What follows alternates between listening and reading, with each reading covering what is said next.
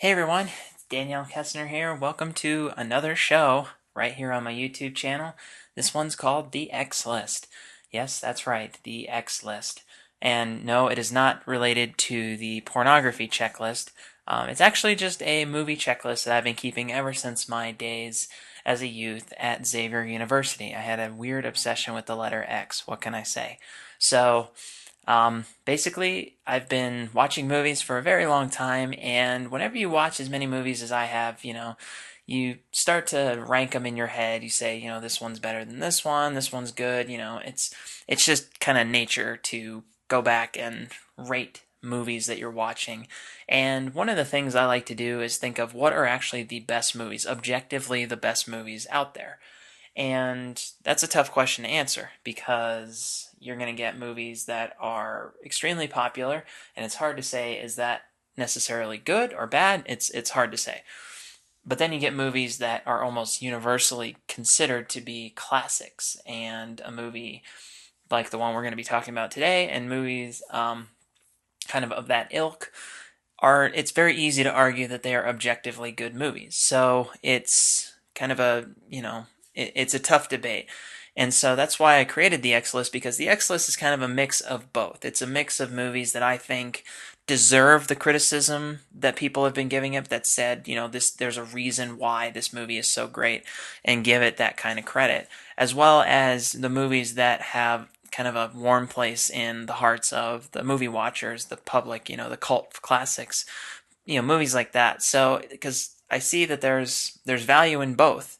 And some of the movies on my X list are not the best movies ever made. I will even say that. But that doesn't mean that they are not movies that are worthy of some kind of consideration. So that's kind of what more the X list is. So just kind of giving you a little background of what this show's about. It's movie reviews and kind of recommendations, or why I think a movie is specifically important to be considered as either a great movie or something that people should be watching. So without further ado, let's get into the first episode of the X List, and I'm starting with a doozy because this one is arguably in my top 3 of the best movies ever made, and that's objectively the best movies ever made. So, I mean, I'm sure many people would disagree, but I think it is certainly in the top 3, right up there with 2001 and Casablanca. They really are amazing movies for the reasons that people say. But if I've already said 2001 and Casablanca, you're probably wondering what would be number 3. Probably Citizen Kane, right? Or The Godfather, or Shawshank, something like that, right? Nope. Seven Samurai. Seven Samurai is Akira Kurosawa's masterpiece in so many ways. And this is from a guy who made at least 5 masterpieces. Seven Samurai is an ensemble piece. Obviously, you wouldn't know most of the actors by name today because, the movie was made in the 50s. But it's an ensemble piece, and it's about 7 samurai who are basically hired to help a village stave off a coming attack of bandits. So basically, at the beginning of the movie, this village is attacked by bandits, and they steal all of their grain. They basically just destroy any hope, and they warn, we're going to come back and we're going to take, even more, or start killing people, basically. So you better have what we want when we come back. And basically just terrorizing this village. And so the village scrapes and scrounges together whatever they can, and they go to, send a couple of guys to town to, round up some samurai who will help. And basically the samurai in this movie are kind of like hired guns who, they pay them, they give them a meal, and they basically say, will you come help us do this? And for the most part, people are just ignoring them. They just say, I don't want to, I got no interest in helping you out. But then they come across a monk who actually is a samurai, and the monk is kind of playing this act, and he ends up doing this really just deed, and they offer him, they say, if you could help us, and he accepts. And this is played by Takashi Shimura, who's been in a lot of Akira Kurosawa movies. He was just perfect for this role. He has this kind of very grandfatherly, meek spirit a lot of the times, but in this movie he just has this good, honest soul to him. And he's got, that just like kind of honest smile. It's the kind of guy, that you're just like, you know what? That's somebody who's going to help good, that's a good person. He's going to help people. And so he sort of, takes these two and, helps them find more samurai. He kind of, facilitates getting some more.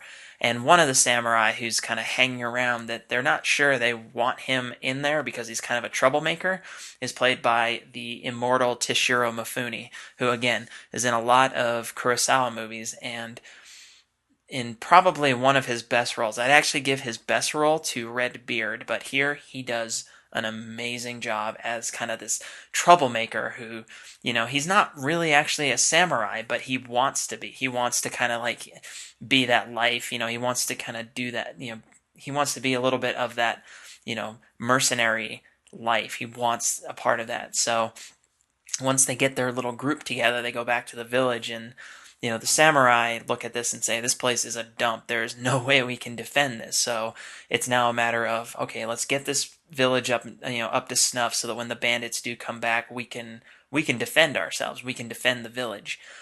And so they, fortify the village, but then they also do good stuff for the village. They also help, with the, planting the rice and, basically keeping this village alive. And then when the bandits do come back, there's, this epic battle scene that, takes place over the course of about, a couple days. And, as these bandits are just, like kind of laying siege to this village, and the samurai, are standing up to them. And it's, this emotional because obviously, they're fighting and they're doing their part and they're actually succeeding, but they're also losing people too. Some of the characters don't make it to the end of the movie, and it's there's a lot of sadness and loss in just this small group of people of 7 that are trying to save this entire village from these just bandits. And if that story sounds familiar, it's because it is. The movie The Magnificent Seven took the basic plot of the Magnificent Seven from Seven Samurai. So it and samurai movies just in general kind of feel like westerns. They are westerns set in the samurai age of Japan. So it has that kind of just same mentality there. The lone gunslingers. Those type of things. And why would I put this as one of the best movies of all time?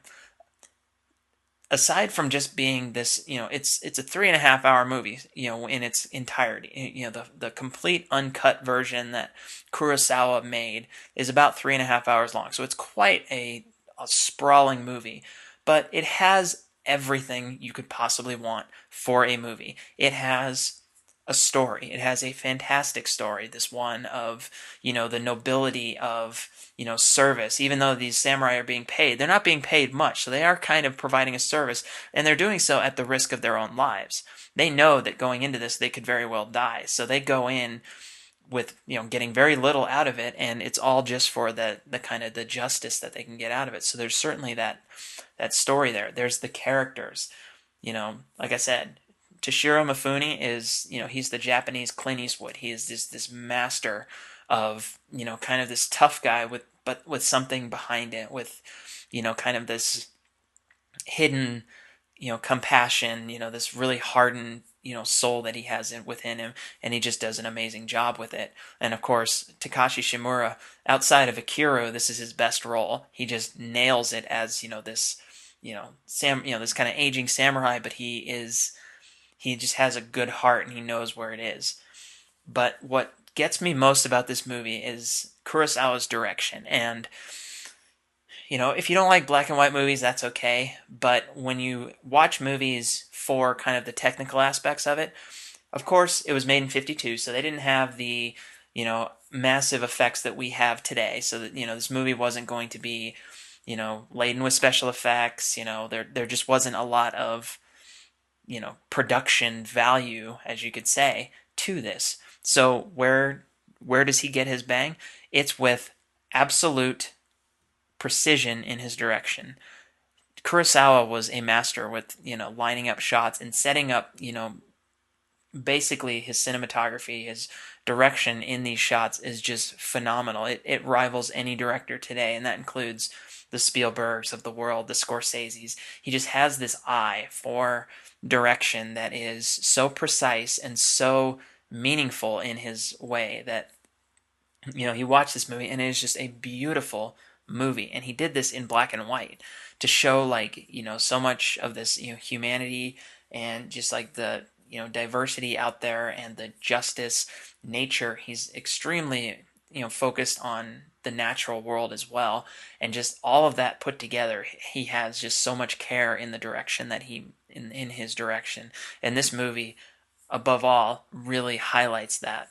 Some of the other ones that he did, like, Rashomon, one of his earlier ones, Ron, which was a color movie from the 80s, Throne of Blood, Yojimbo, Ikiru, as I said, um, Stray Dog. I mean, there's a lot. He had so many movies, and he nailed it so often on the strength of his direction and the actors that he had with him. He used the same actors a lot of the time, and that's because they knew what they were doing, and they knew when they were getting into these movies just how to, you know, bring his vision to life and bring Kurosawa's vision to life. And Seven Samurai is a movie that when you have 3.5 hours and you're willing to watch a movie with subtitles, it is one of the most mind-blowingly awesome experiences. There is not a wasted moment in this movie, and it is just uncannily good in so many ways that that's why I put it on the X list, and that's why I say it's one of the three best, objectively best movies of all time. Um, just on the strength of Kurosawa's direction, the story, just like the fundamental story that they put forth in this, as well as the characters, the actors who portray it. It's all just it's a fantastic experience. So, Seven Samurai. It's the first entry on the X list. So tune in next time when we're talking about another excellent movie. Yes, I just made a pun there. It was intentional. So thanks for watching, and I'll see you next time.